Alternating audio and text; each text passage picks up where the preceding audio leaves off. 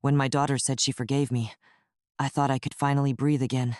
But as I sat in the front pew of her wedding, listening to her vow, the soft tremor in her voice, the deliberate pause before a single sentence, I realized forgiveness wasn't what I thought it was.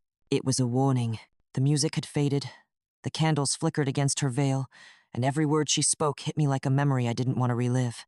She looked so beautiful, and yet, when her eyes briefly met mine, I saw something cold behind the smile, something unfinished. But let me start from the beginning, because you can't understand the weight of that vow until you know what I did to deserve it. Before everything fell apart, it was just me and Lily against the world. I had her when I was 21, a scared single mother in a rented apartment with leaky pipes and peeling wallpaper. Her father, Daniel, left when she was 3 months old, said he wasn't built for family life. So, it was always just us. I worked 2 jobs back then, mornings at the diner, nights cleaning offices. Every night I'd tiptoe into her little room, kiss her forehead and whisper, "One day, baby, it'll all be better." And in those moments, even when my back ached and my hands were raw from bleach, I believed it. Lily grew up fast, too fast, maybe. She was a quiet child, always reading, always watching. By the time she was 10, she'd already learned to make her own breakfast, fold laundry, and scold me when I forgot to rest. "Mom, you can't pour from an empty cup." She'd say her favorite phrase from a library book. I used to laugh at that. Now, I think she meant it more than I ever realized. Things started to change when she turned 16.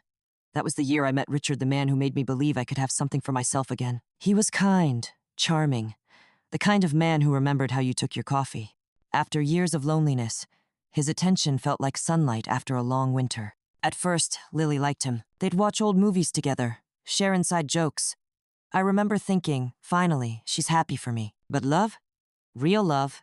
Blind you to details. I didn't see the way her laughter started to fade when he came around more often, or how she'd retreat to her room after dinner, headphones on, door locked.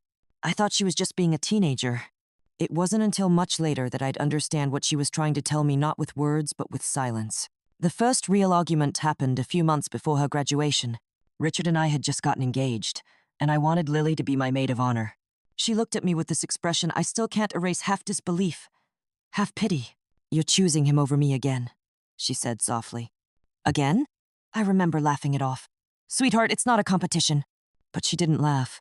She just shook her head and walked away. That night, I found a note on her dresser. "I can't live in a house where I don't feel safe anymore." The words were simple, but they cracked something in me. I thought she was just being dramatic, maybe angry about curfews or house rules. But she packed her bags and left for college 2 weeks early, and she didn't come home for 3 years. I tried calling, texting, even drove 3 hours to her campus once, but she refused to see me. Every voicemail I left was a mixture of guilt and denial. "Lily, it's Mom. I just want to talk. Please, can we start over? I miss you, honey." No answer. Not for years. It wasn't until last winter that I finally heard her voice again. She called out of nowhere, her tone calm, almost formal. "Mom," she said, "I want you to come to my wedding." My heart stopped. I almost dropped the phone. "Your wedding? Oh, sweetheart, you're getting married?" "Yes," she said. Then, after a pause, "I'm ready to forgive you." The words sounded like sunlight, but something in her tone, it was too even, too practiced. I wanted to ask forgive me for what, exactly, but I didn't dare. Instead, I cried into the phone and told her how proud I was, how much I'd missed her. That night, I dug out her baby pictures, the ones where she had her first tooth, the photo from her 10th birthday where she was missing her 2 front ones. I thought, maybe this is it. Maybe we can finally heal. The wedding was in early spring, in a glass garden overlooking the lake. Everything was soft and golden white roses, lavender ribbons, the faint smell of jasmine in the air. She looked breathtaking in her lace gown. Her fiancé, Mark, seemed kind, quiet, steady, with the kind of gentle confidence that made you believe he'd protect her. When she saw me, she smiled. For the first time in years, she hugged me. It was brief but real. "Thank you for coming," she whispered. "I wouldn't miss it for the world," I said. During the ceremony, I tried to memorize everything, the way her veil caught the light, the sound of birds just beyond the open glass doors, the way my heart swelled seeing her walk toward her future. And then came the vows.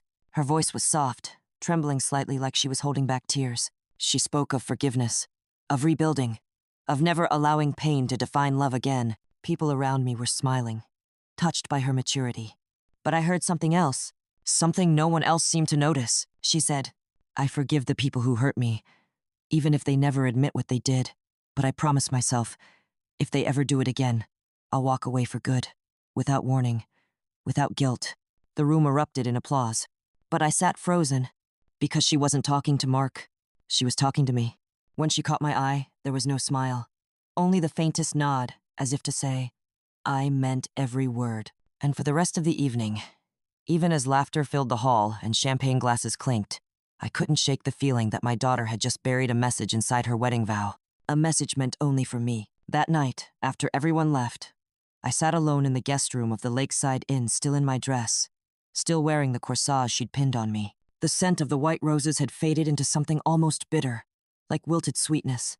I replayed her vow again and again in my head, trying to convince myself I'd misheard. But no matter how many times I whispered those words, if they ever do it again, I'll walk away for good, the meaning didn't change. I didn't sleep. I couldn't. Instead, I stared at the ceiling fan and wondered, what did she mean by again? I thought she'd forgiven me. I thought the years of silence were behind us. But her vow sounded less like forgiveness, and more like a contract, a final warning wrapped in poetic words. By morning, I couldn't stand the weight of not knowing, so I decided to talk to her.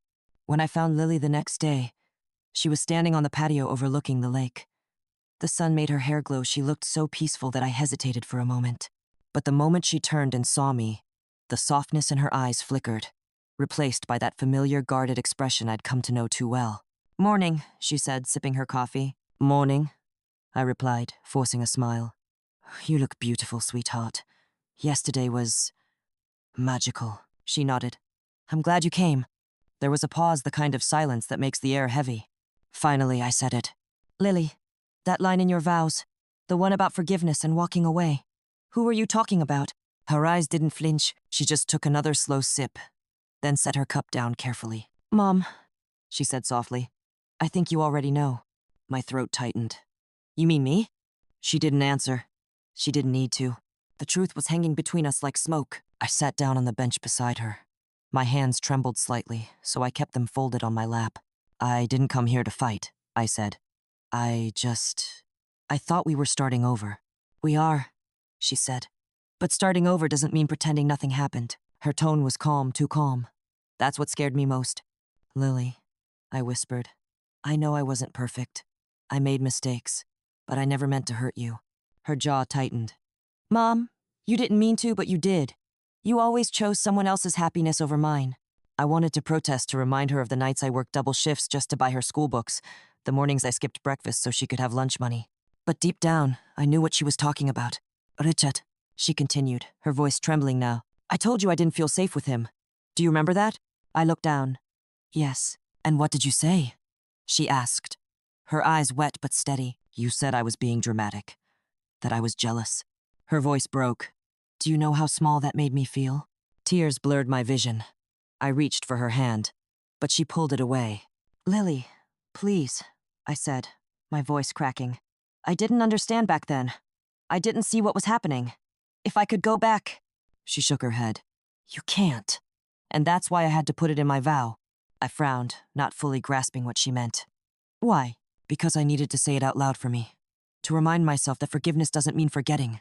That I can love you but still protect myself. Those words hit me harder than any scream could have. We sat there in silence for a long time. The lake rippled gently in front of us, a few ducks gliding across the surface. Somewhere in the distance, I heard the laughter of guests still lingering from breakfast. Finally, I whispered, What exactly did he do, Lily? She didn't answer right away. She looked out at the water, her expression unreadable. When she finally spoke, her voice was a whisper. He never touched me, she said, but he made me feel unsafe. He'd walk into my room without knocking, comment on my clothes, ask questions that weren't appropriate. And when I told you, you said I was imagining it. I felt my chest tighten until I could barely breathe. I didn't know, Lily, I said, my voice shaking. I swear I didn't know it was that bad. She nodded slowly. I believe you. But it doesn't change the fact that when I needed you, you didn't believe me. I wanted to tell her I was sorry, and I did. Over and over. But sorry feels so small when the damage is already done. I left because I needed to heal, she said. And when I called you, I wasn't trying to punish you. I just wanted to move forward, on my terms. Her voice softened a little. That vow was me setting a boundary, Mom. I'm not cutting you out. I'm just saying, I won't survive another betrayal. Her words were both a comfort and a knife. Later that afternoon, I found myself wandering back to my room, numb. I stood in front of the mirror, staring at the reflection of a woman who once thought love could fix everything. But some wounds don't heal just because you want them to. They heal when you stop pretending they weren't there. I thought about all those years I'd spent blaming her distance on teenage rebellion, when really, it was my own blindness that drove her away. And now, even her forgiveness had conditions gentle but unyielding. That night, I couldn't bring myself to attend the farewell brunch. I packed my suitcase quietly, folded the lavender shawl I'd bought just for the wedding, and placed the small photo of Lily as a child on top of it. As I zipped up the bag, I whispered, maybe this time, walking away is what she needs from me. But as I turned off the light, something inside me resisted that thought, because for the first time, I realized walking away was what I'd done all those years ago. And maybe now, staying even when it's uncomfortable, even when it hurts, is what love really looks like. So I stayed. The next morning, I waited for her by the lobby's glass doors. When she came down, suitcase in hand, she looked surprised to see me. I thought you'd already left, she said. I smiled faintly. I almost did, but I realized I've walked away too many times in my life. She looked at me, really looked at me. And then, for the first time in years, I saw her eyes soften not in forgiveness, but in understanding. We sat together in the hotel cafe, the early sunlight cutting through the glass like golden silk. She ordered tea. I ordered coffee. It was quiet, except for the faint hum of conversation from other guest couples laughing. A toddler banging a spoon on the table somewhere behind us. It was the kind of ordinary noise that fills the air when life continues, even when your heart feels paused in time. For a few minutes, neither of us spoke. I watched the way she stirred her tea slow, steady circles, and thought how much she'd changed. Her hands no longer fidgeted the way they did when she was a child. She carried herself with the calm assurance of a woman who'd learned how to survive on her own. Finally, I said softly, you remind me of your grandmother. That made her smile, just a little. Really? She had that same way of staying calm even when everything around her was falling apart. Lily chuckled. Maybe that's where I get it from. The warmth in her voice gave me courage. I took a deep breath. Lily, can I ask you something? She nodded. When you said you forgave me before the wedding, did you mean it? She didn't answer right away. She looked down at her tea, then out toward the window, where a few petals from last night's floral arch were still caught in the wind. Yes, she said finally. I meant it. But forgiveness isn't the same as forgetting, Mom. I had to learn that the hard way. I nodded slowly. I understand. But she shook her head. No, I don't think you do. For a long time I hated you. I know that's an awful thing to say, but it's true. I felt like you chose your happiness over my safety. And when you didn't believe me, it broke something in me. Her voice cracked just slightly, but she didn't cry.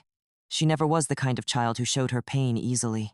I used to think I'd never be able to look at you again, she continued. But time does strange things. You grow up, and you realize parents are just people, flawed, scared, sometimes selfish people. I swallowed hard. You're right. I was selfish. I wanted to believe I could have a second chance at love, and I ignored the signs. I wanted so badly for him to be the one good thing that finally stayed. Her eyes softened. I get that now. I do. But I need you to understand why I put that line in my vow. It wasn't to hurt you. It was to protect myself, to make peace with what happened. I do understand, I said quietly. And I don't blame you. Not anymore. We talked for nearly an hour about her new husband, her job at the publishing house, the tiny apartment they'd be moving into next week. I listened to her voice, memorizing the way her eyes lit up when she spoke about her life. Somewhere in the middle of that conversation, I realized something simple but profound. She didn't need me to fix things anymore. She just needed me to listen. At one point, she reached across the table, her fingers brushing mine. I know you're trying, Mom, she said softly. And that means more to me than you think. Her hand was warm. That small touch felt like the first real bridge we'd built in years. That afternoon, we went for a walk by the lake. The sun glimmered across the water, and the trees were heavy with blossoms. She held her shoes in one hand, laughing as her dress brushed against the wet grass. You know, she said, when I was little, I used to imagine what my wedding would look like. I always pictured you walking me down the aisle. Her tone was wistful. Not accusatory, but it still pierced me. I wish I had, I whispered. She smiled faintly. I think it was better this way. Mark's mom walked with me, and it felt balanced. But when I looked out and saw you sitting there, I felt something lift off me. I raised an eyebrow. Lift off you? Yeah. Like a weight I'd been carrying for so long just disappeared. Seeing you there made me realize I didn't have to punish you anymore. That word punish landed heavier than she probably meant it to. You were never the villain in my life, Mom, she added. But I needed to stop being the victim. That vow was my way of saying I can forgive without losing myself again. I nodded, but inside I felt this mixture of pride and sorrow. She had grown stronger than I ever taught her to be, and part of me hated that she had to learn strength through pain I caused. We reached the end of the trail, and for a long moment, we just stood there, the sound of rippling water filling the silence. I wanted to tell her how proud I was, how sorry, how much I loved her, but words felt clumsy, too small to hold everything I felt. Instead, I said, "Can I ask you one last thing?" She nodded. "If I ever do mess up again, if I disappoint you, or say the wrong thing, will you tell me before you walk away?" She looked at me, her expression unreadable. Then she smiled a small, bittersweet smile. "I'll try," she said. "But the truth is, Mom, I don't know. I think that's what scares me most. I don't ever want to feel that helpless again." Her honesty stung, but I respected it. Because real healing doesn't come from perfect words, it comes from truth, even when it hurts.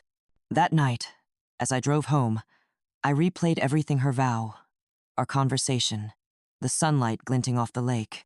And for the first time in years, I didn't feel desperate to fix anything. Jag felt grateful that she was strong, grateful that she still let me in, even just a little. Grateful that forgiveness, however fragile, still lived between us. When I reached home, the house felt emptier than ever. But it also felt lighter, like I'd finally stopped running from the woman I used to be. I sat at the kitchen table, poured myself a cup of tea, and whispered into the quiet, "She forgave me." But she also warned me. And maybe that's love too, the kind that protects itself. I thought that was the end of our story. But a few months later, I discovered something unexpected. Something tucked away in a letter that would change everything I thought I understood about that vow. 3 months after the wedding, life had returned to its quiet rhythm. The house was still, save for the hum of the refrigerator and the occasional creak of old wooden floors. I filled my days with small, ordinary things: gardening, sorting through old photo albums, trying new recipes I never had time for before. But every now and then, I'd catch myself drifting into thought about her vow, about our talk, about whether I was truly forgiven or simply tolerated. Then, one afternoon, while cleaning out a drawer I hadn't opened in years, I found an envelope. My name was written on it, Mom, in Lily's familiar handwriting. It wasn't new. The paper had yellowed slightly, and there was a faint coffee stain on one corner. My first instinct was confusion. She hadn't been home since before the wedding. So where had this come from? Then I remembered a box of her things she'd left behind when she moved out years ago. Maybe she'd written it back then, before the silence began. My heart started pounding as I sat down on the couch and opened it. The letter began simply, "Mom, if you ever find this, I guess I wasn't brave enough to give it to you myself. I don't hate you. I just don't know how to love you right now. You always told me that love means trust. But when I told you I was scared, you chose not to trust me. You trusted him instead. And that broke something in me I didn't know could break. I wanted you to notice.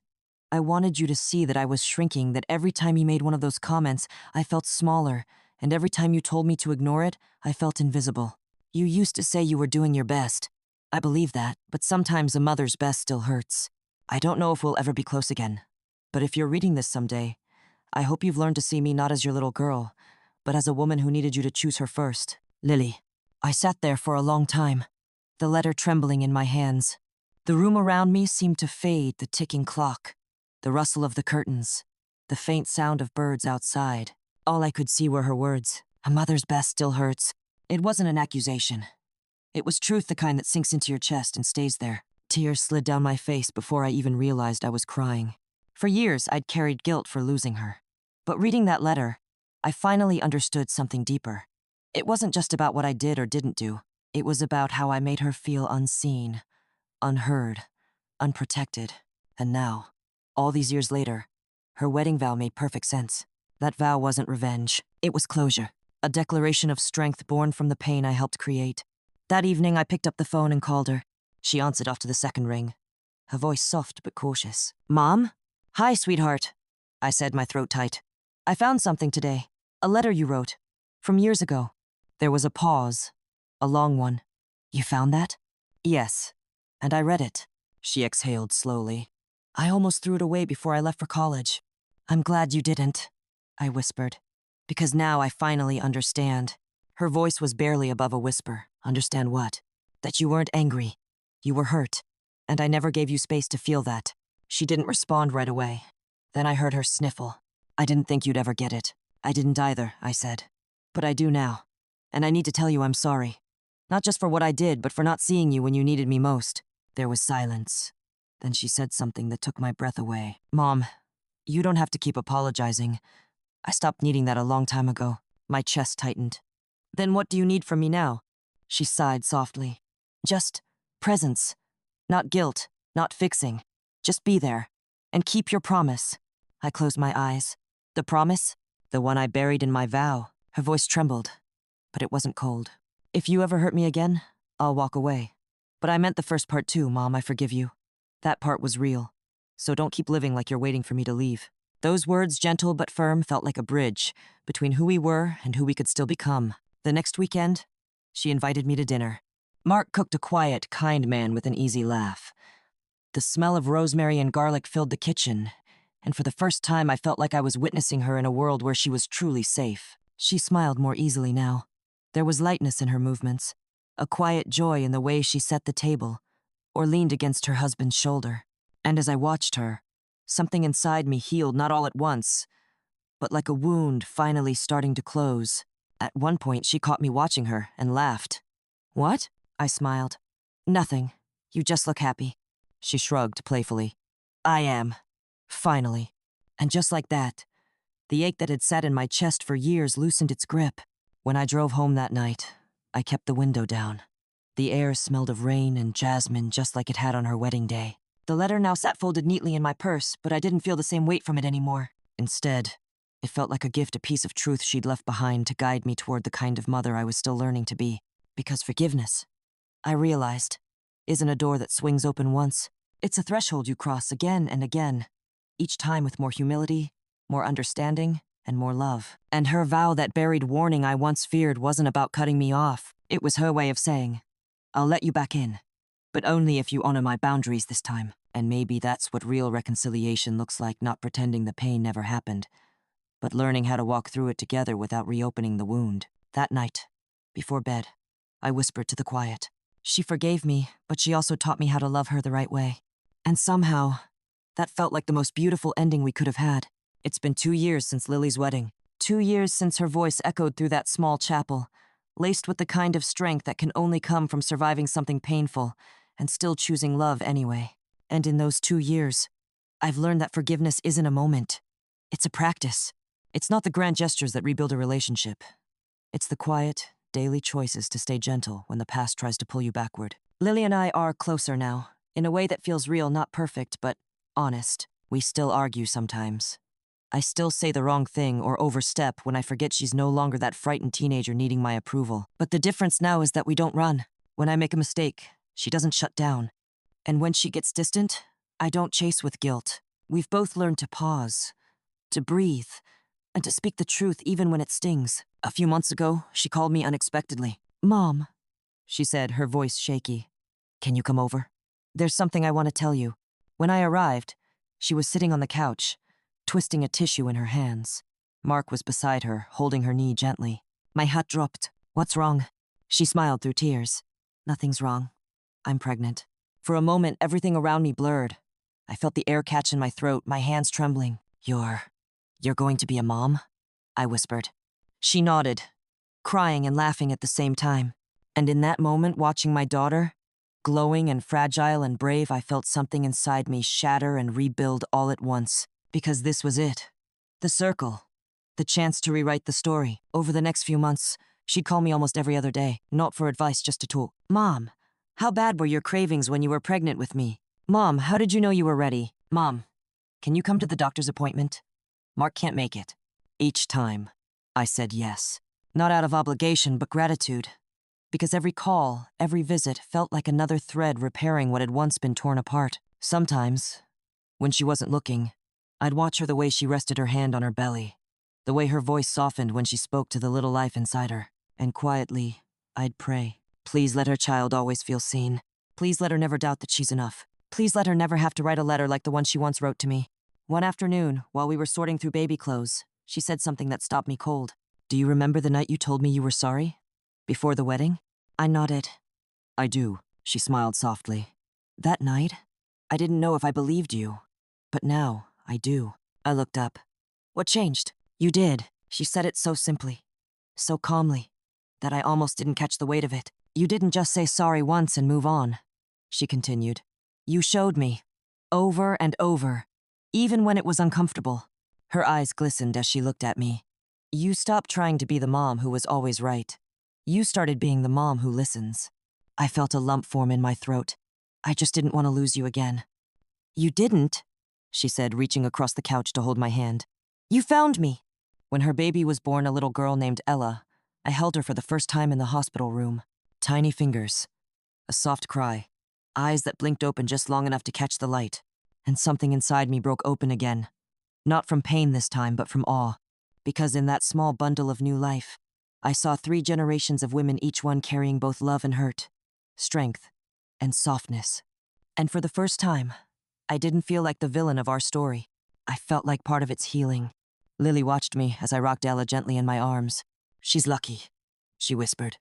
I looked up, confused. Why? Because she gets the version of you I always needed. Her voice trembled. And I'm lucky too, because I still get her now. I didn't speak. I couldn't.